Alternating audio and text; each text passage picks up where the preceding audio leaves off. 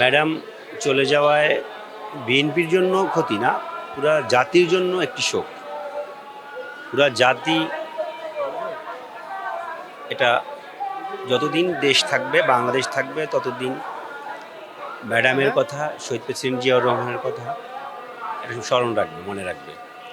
এটা প্রজন্ম থেকে প্রজন্মটা ধারণ করবে তার আদর্শ, তার চিন্তাভাবনা, তার দেশপ্রেম, তার স্যাক্রিফাইস।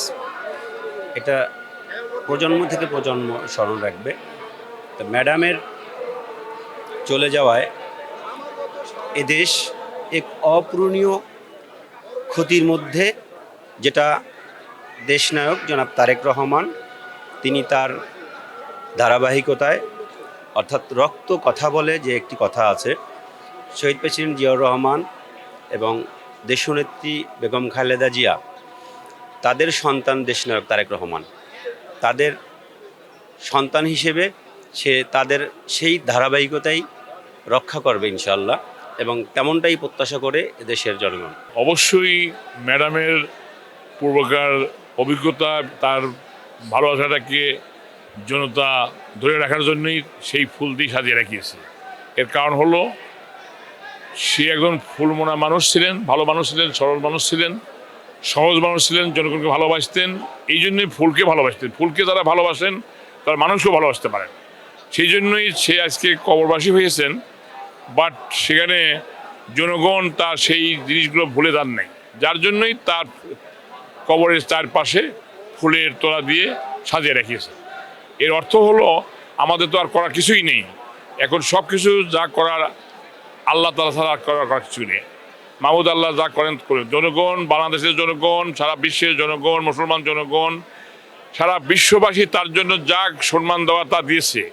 এখানে কোনো ঘাটতি নেই। এখন সম্পূর্ণ নির্ভর করছে আল্লাহর উপরে। আল্লাহ এত লোকের মধ্যে যদি দু একজন যদি আল্লাহর ওলি থাকেন, অবশ্যই আমার বিশ্বাস এত ভালোবাসা নিয়ে কবরে এশিয়া কেন, সারা বিশ্বে এত লোকের সমাবেশে এই লক্ষ কোটি মানুষ নিয়ে জানাজা হয় না, এবং এইভাবে কোনোদিনও জানাজা হয় নাই। অতীতের অনেক রেকর্ড ভেঙেই আজকে তার কবরবাসী হয়েছেন, এবং সেই লক্ষ্যে বলবো আমি, আল্লাহ তাকে জান্নাতবাসী করুক।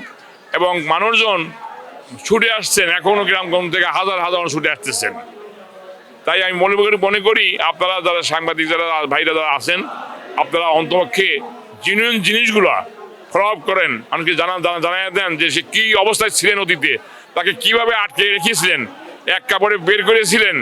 তার কোনো অর্থনৈতিক অবস্থা ভালো না, তার শারীরিক অবস্থা ভালো না, তার পারিবারিক অবস্থা ভালো না। কেন ভালো না? তারপরে উনি যে দেশ থেকে উনি যান নাই। এটা তো বলার অতুলনীয় যে ফুল তো ভালোবাসে, এটা সে ভালো মানুষ দেখেই আসলে ফুলকে সে ভালোবাসতো। এবং আজকে তার যে এই যে ফুলের যে ইয়াগুলো আজকে না, প্রথম দিন থেকেই শুরু হয়েছে। আমার মনে হয় যে আরও ফুলের তোর আমাদের ম্যাডামের জন্য আসবেন। আর আমাদের ম্যাডাম তো উনি আসলে একজন ফুলের মতোই মানুষ। ওনার মন ছিল সরল, সহজ, এবং ওনার যে ত্যাগ আসলে ফুলের মতোই।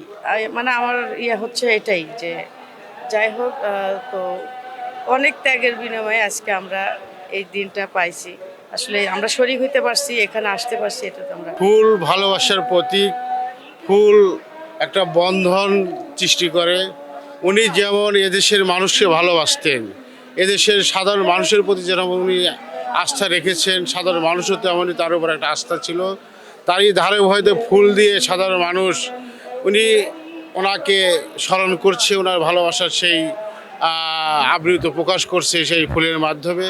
আমি মনে করি উনি এই দেশের জন্য যা করেছেন সাধারণ মানুষের জন্য, এটা বিরল ইতিহাস সৃষ্টি হয়ে থাকবে। বেগম জিয়ার জন্য আজকে লক্ষ লক্ষ কোটি কোটি মানুষ তার জানাজায় শরীক হয়েছিলেন। আজকে আপনি দেখেন, এই তার কবরের পাশে এসে সাধারণ মানুষ, ওলামালা একরাম সবাই দোয়া করছে ওনার জন্য, যে আল্লাহ ওনাকে যেন বেহেশত নসিব করে। কারণ একটাই, উনি সাধারণ মানুষের পাশে ছিলেন। উনি আলেমদেরকে ভালোবাসতেন, সাধারণ মানুষকে ভালোবাসেন, এদেশকে ভালোবেসে শুধু ওনার উপর যেভাবে এই ফ্যাসিস্ট আওয়ামী সরকার অত্যাচার করেছে, জেল জুলুম দিয়েছে, তারপরে ওনার একটা ছেলে নির্বাসন, তার ছোট ছেলেকে চক্রান্ত করে হত্যা করেছে এই সরকার। সব অত্যাচার সহ্য করেও কিন্তু উনি মনোবল চাঙ্গা রেখেছেন। এদেশের মানুষকে ভালোবেসে এ দেশ ছেড়ে যাননি। তারই ধারে বোধহয় দেখেন এই যে একটা মানুষ এখানে এসে কোরআন পড়ছে, ভালোবাসা, সাধারণ মানুষ সে জেনায় দেখা দিয়ে আসছে। এটা আসলে একটা ভালোবাসার জায়গা। কতটা ভালোবাসলে সেই গ্রামগঞ্জ থেকে ছুটে সেই কবরের পাশে এসে দোয়া করা যায়, তারই একটা নিদর্শন এই ফুল এবং সাধারণ মানুষের উপস্থিতি এবং দোয়া। জাতীয়তাবাদী দলের একজন কর্মী হিসেবে আমি আমার মা জননীর উপরে আস্থা রেখে বলি যে সে বাংলাদেশের মাটিকে বা বাংলাদেশের ভূমিতে থেকে সে আমাদের দেশ মানে মানে কি বলবো, আমার বলার ভাষা নাই। আসলে দেখেন উনি একজন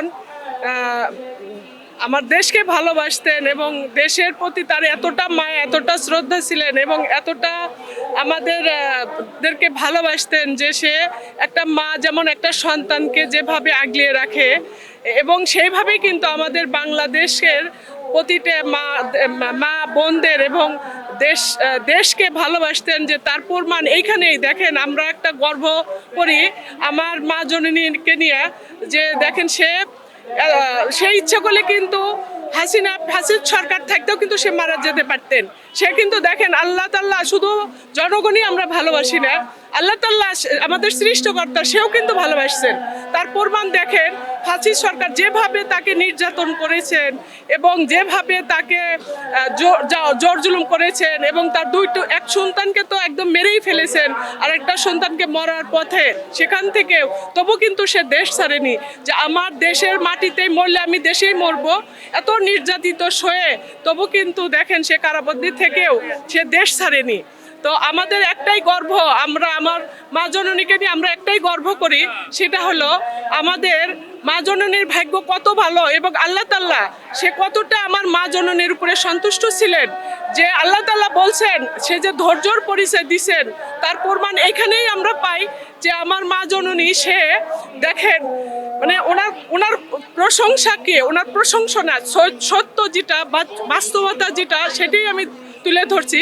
সেটা হলো আমার মা জননী দেখেন সে দেশের মায়া, সে আল্লাহ তাআলা আমার সৃষ্টিকর্তাও সেও ভালোবাসতেন, যার জন্য সে ইচ্ছা করলে তো আল্লাহ তাআলা ওনাকে যখন জোর জুলুম করছেন, জেল হাজতে তাকে নির্যাতন করছেন এবং চিকিৎসার ইয়েতেও তাকে সুযোগ সুবিধা দেওয়া হয়নি, তারপরেও কিন্তু আল্লাহ তাআলা তখনও নেননি। আল্লাহ উনি ধৈর্যর পরীক্ষায় ওনাকে পাশ করায় দিয়েছেন। দেখেন সে